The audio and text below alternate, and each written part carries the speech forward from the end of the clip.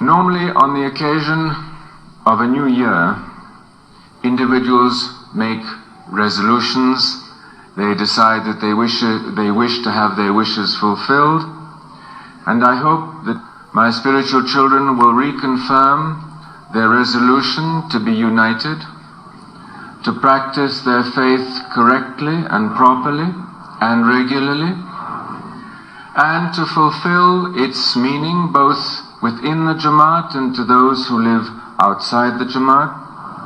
That is, to seek peace and unity, to seek prosperity, but in moderation, to be generous where wealth is in excess, and to seek to create bridges.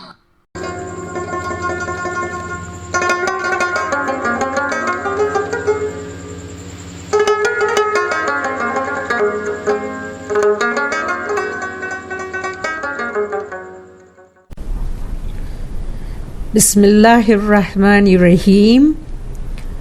This series of talks on the meanings of our dua has been inspired by a particular farman of Mawlana Hazir Imam Nur Mawlana Shah Karim al-Husseini Salawatullahi alayhi, which he made at Pune, India on 22nd February 1969. My beloved spiritual children, I came in and I heard several surahs of the Quran being recited, and I remind you of the farman which I made to you in the past. I would like each and every spiritual child not only to know the dua by heart, but to understand the meaning of the dua. It is fundamental for you and for your children and for the future of our Jamaat that each and every one of you, particularly the younger members of the Jamaat, should understand the meaning of the dua.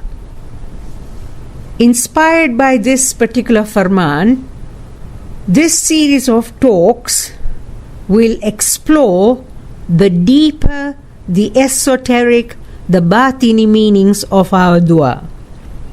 Our dua, as we all know, is a compulsory or an obligatory aspect of our Tariqah rites and practices.